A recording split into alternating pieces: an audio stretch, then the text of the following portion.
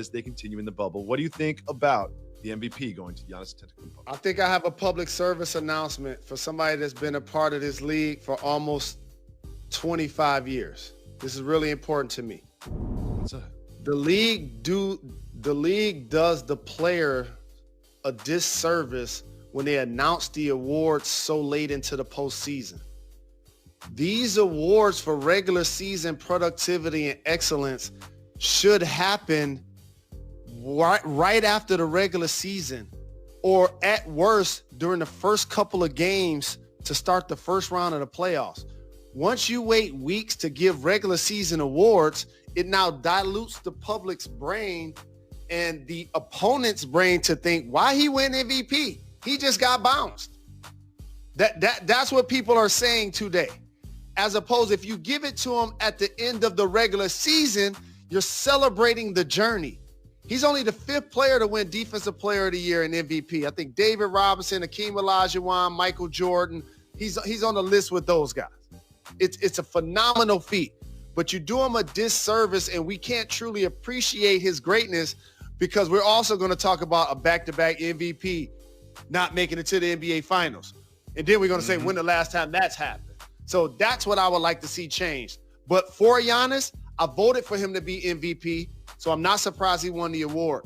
I did not vote for him to be Defensive Player of the Year. I voted for Anthony Davis. Jalen. Is it that we do? Boss up. We give the people what they want. We now know who the MVP of the NBA is, and we also await LeBron James and Lakers to take on the stretch mark 5 and the Nuggets tonight. But we start with the Miami Heat. Again, down big against the Celtics in the Eastern Conference Finals, and again come roaring back to win the game and take a commanding lead in the series. Jalen, who was the key to this turnaround in Game 2?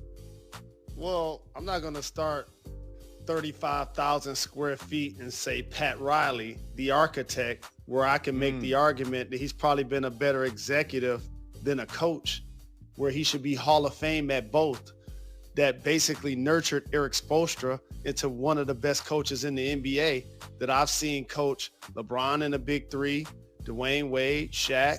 Then I've also seen him coach a team like this that seems like a land of misfit toys. So now when you take it to the floor, Jimmy Butler, he's a guy that plays different offensively in the fourth quarter than he does the first three. And he plays with tenacity on defense every quarter. Did you see that play right there? That save? That's court awareness. He threw that with his left hand to a position where his teammate could get it and got it back for a dunk. He had deflections late on that end of the floor that caused offense. Jimmy Butler and Goran Dragic offensively, who's been totally consistent, giving them threes, giving them that offensive punch that we don't discuss, because usually when we talk about teams, we talk about their best players, but he's been terrific in these playoffs, giving the Heat some effectiveness on offense.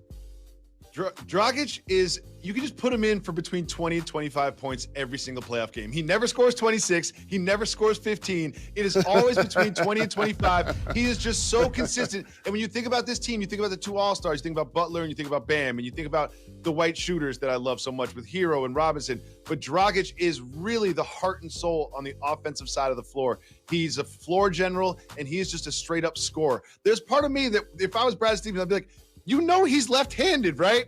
Like, because he's always finishing on the left side of the bucket. So you are a lefty too. So tell me what that is. Why don't they just cut off his left hand?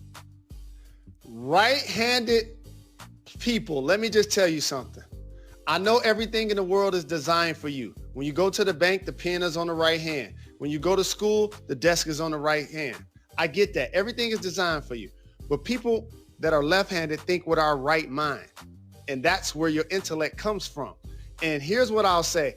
Y'all always talk about players who are dominant left that don't go right. But 90% of the league only goes right. And we never say that about them. Is he's so very good at, he can shoot well enough that you got to get up on him. And you know what shooting gives you? Speed. It doesn't make you faster. It just makes the defense have to close out to you. So now he can drive around him and go to his strong left hand. And that's what he's doing. Oh, and the big want to come help? I'll lob it over the top to Bam. Oh, the wing want to help? I'll do the swing pass to the corner for Hero or for Duncan Robinson to make the three. They're using him to his strength and getting the most out of a player that was an underutilized asset based on his salary the last couple of seasons almost. Jalen, I'm glad you brought up Spoelstra earlier because he is really flexing in these playoffs, and what he did in this series specifically is impressive. They played a lot of zone during the regular season, but not so much in the playoffs. But Eric Spoelstra was watching that Raptors-Celtics series, and he's like, you know what? This team has a little bit of trouble against the zone. And when you look at the numbers of where they get their shots from versus the man in the zone, you see here they shoot a lot more threes against the zone. They get a lot less in the paint against the zone. And that has been the key to the Raptors stifling this offensive attack of the Celtics. Why is it that the Celtics have so much trouble against the zone defense?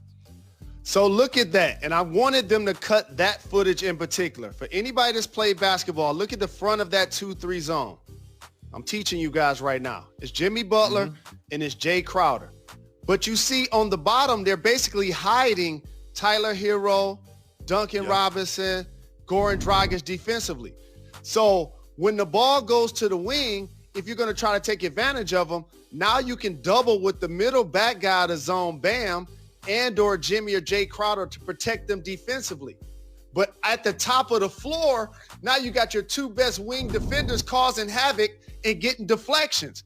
Normally, if this was high school, the two wing lower guys, the worst defenders will be at the top, but they're inverted right now. And so why do you do that?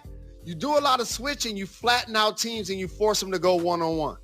Well, Jason Tatum is terrific at isolation, one of the best in the game. Kemba Walker is best off pick and roll. So now we're going to take that away from him. We're going to take that away from him. And we're going to force him to play in a phone booth. And that's what they've done to try to slow down Kemba. But then it limits players like Jaylen Brown. It forces him to not only be a spot shooter because he's not getting that normal action from their offense. Jalen, you know that I've adopted the Miami Heat as my team this postseason.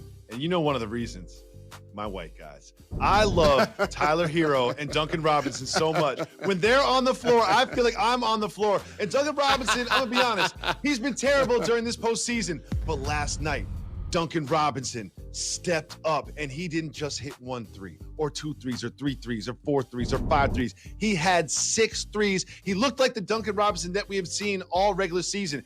Quick release, open shots, knocking them down. I loved what I saw from Duncan Robinson last night because while the Heat have been very successful this postseason, lost 1 game in double overtime. 1 game they've lost this entire postseason in the bubble.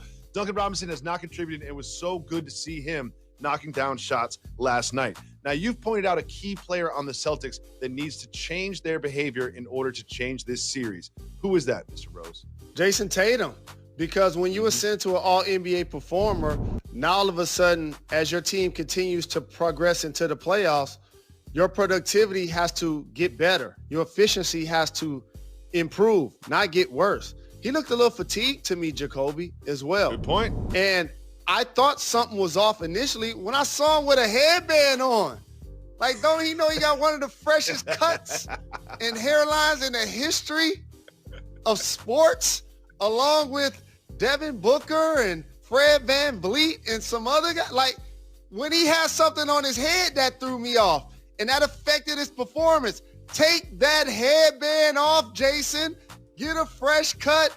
Continue to attack the rack. I know Bam blocked your dunk, and sometimes it's like Mike Tyson hitting you in the face. It can drop you back and put you on a standing 8 count, but continue to attack. And I know it's 2-0. I know it's 2-0. And everybody want to pile on the Celtics. And after the game, they're in the locker room, Jacoby. Of course it's going to be heated, right? Of course it's going to be heated. Jalen, I'm glad we have you here because you have a lot of... We've all heard the reports. There was screaming. There was throwing things in the Celtics locker room. Jalen Rose, you've been a part of many bad playoff losses. Take us behind the curtain. What is it, that environment like that we can't see? So the playoffs mean everything. It's the difference between life or death. it's the difference between breathing or not. Like each possession, each moment means everything. That's why when you look back at historic playoff runs, you always have those plays that are ingrained in your mind or those games that are ingrained in your mind. So you can be psychologically and emotionally overwhelmed, Jacoby.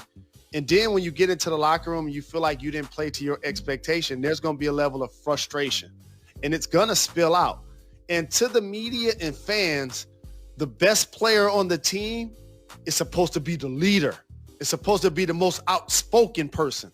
But on a team like Boston, players like Marcus Smart and Jalen Brown, they become the pulse of what you do in a lot of ways. And Kemba being the elder statesman of that younger group. And I'm pretty sure as a guy like Jason Tatum has ascended, even though they're all around the same age, in particular Jaylen Brown, those conversations are now, this is what we need from you. This is what we need from you. And usually the public doesn't know or hear, especially the opponent. But for Jimmy Butler being in a bubble, you're going to go to the press conference and you're going to hear the other team arguing. Media, they're going to hear the other team arguing. But when you're down 2-0, guess what, Jacoby? You should be arguing.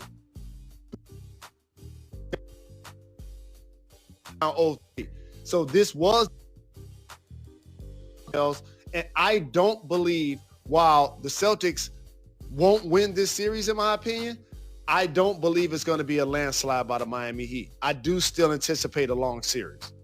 Yes, I mean, these games have been very close, both of them going down to the wire, one of them going to overtime. I expect a long series, and I also expect my Miami Heat culture to come out with the victory in the series. Such a easy fan. Oh, yeah. Man. I'll be off the Heat once they lose one game. I'll be off them once they lose one game. You know how I'm ready. I'm a front runner for sure. Jalen, it comes as no surprise.